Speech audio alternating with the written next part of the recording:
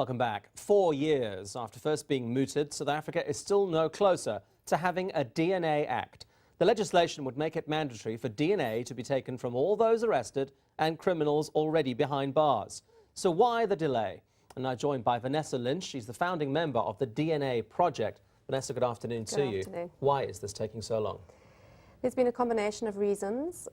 Initially, the bill was put together with a fingerprint bill, and they split that and dealt with the fingerprint section first. So they needed to conclude that.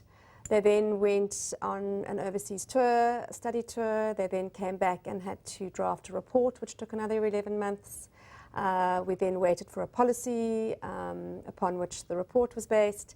And then we had to wait for the draft bill upon which the policy was also based. So we are now at a stage where I was told yesterday that Cabinet was actually going to adopt this bill. It was ready, it had been certified by the state legal advisors, and unfortunately it wasn't adopted by Cabinet yesterday. So we are advised that there is yet another delay until it can be on Cabinet's agenda, which will probably take another month.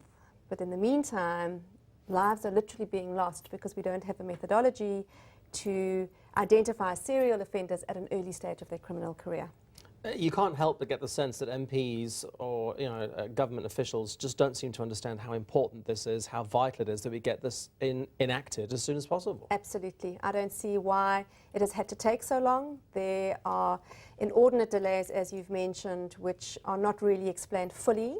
And there is a crisis in this country, specifically with regards to rape, and this is a methodology that can really assist the country's fight against crime tangibly. We're not talking about rioting or marching or throwing our arms up. Here is something that we can actually utilize, and we can't do this until we have this bill passed. So the sooner we do it, the sooner we can actually implement it and start using a DNA database to identify serial offenders, as well as to create a deterrent and accountability amongst serial offenders in this country. We're way behind most other countries in the world when it comes to the sort of level of processing of DNA evidence, aren't we? Not necessarily. Really? We actually have two fantastic forensic science laboratories which are really putting their capacity to the fore insofar as keeping up with the technology that is available throughout the world. However, we can't utilize a DNA database in the way in which it is intended unless you have enabling legislation. There are over 60 countries throughout the world that have passed DNA legislation that allows the forensic science laboratories to utilize the DNA database intelligently, i.e. to link serial offenders, to link suspects to more than one crime. But in South Africa, we are still relying on a 1977 Criminal Procedure Act. The advent of DNA profiling came long after that.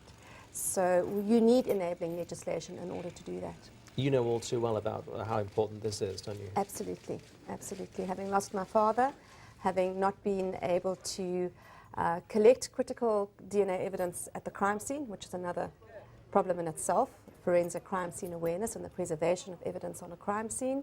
I also do believe that had evidence been collected, had we had a mandatory provision that mandated that every arrestee had their DNA profile taken, I do believe we would have been able to link my father's murderers to the original crime. But obviously we can't do that until we have legislation. All right, so why the DNA Project? I mean, a lot of people in your situation would have, perhaps moaned, complained about this for the rest of their lives. You chose to do something about it. I think that we can all choose to do something about anything, and often it's a tragic event that motivates you into action. We have to work with what we've got, and often I get asked, but this is useless and there's no point in doing this. But we have a police force, we have to work with the police force. We have forensic science laboratories, we need to be able to work with them. So let's be constructive. Obviously there are issues and they need to be looked at, and they need to be resolved. And there are ways in which we can resolve them and ways which we can take this forward positively. And I believe that if we all take a little bit of that and add it to the pot, we can get somewhere in this country. And that's the attitude that I've taken and will continue to take. And even though it is frustrating and it's taken a long time, looking back, we have made progress. But we can make more progress if we had political will behind us. Vanessa Lynch, the DNA Project, thank you for coming in this afternoon. Thank you very much for having us.